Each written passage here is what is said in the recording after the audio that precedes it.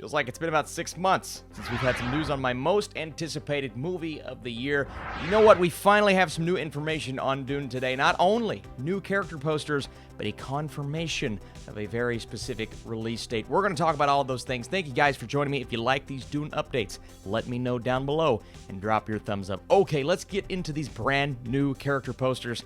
And I'm just going to throw them up on screen for you all to look at.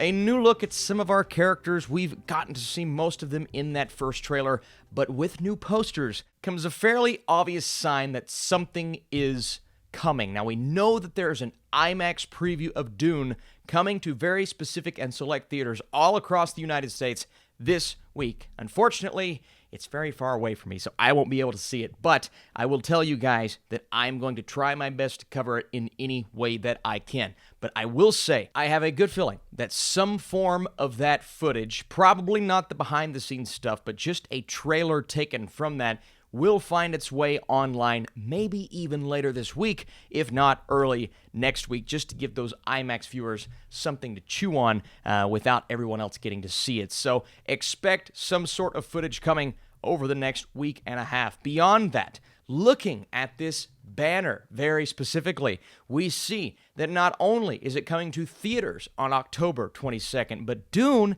is also doing the simultaneous release, HBO Max and in theaters, which is fairly shocking to me. I didn't know if they would stick to that or not. I was unsure, but this is all of the confirmation that I needed. Why release new marketing and keep this on the posters if that's not going to be the case? So we can pretty much confirm that we're going to be seeing Dune on HBO Max, and I'm not going to be seeing it on HBO Max. I'm going to be going to a theater and seeing this on the biggest screen I can, but that is exciting as well. But just looking at some of these photos, from Timothée Chalamet as Paul, to Rebecca Ferguson as Lady Jessica, to Oscar Isaac as Duke Leto, Zendaya, Jason Momoa. I mean, this cast, first of all, is incredible. But beyond that, we're getting a few characters that we either didn't get a good look at in that first trailer, or we didn't get to see a specific side of them. One glimpse of the Baron in that first trailer, but now we get a really good idea of what Stellan Skarsgård's the Baron is going to look like, and that doesn't look like the face of a nice guy. Not going to spoil anything,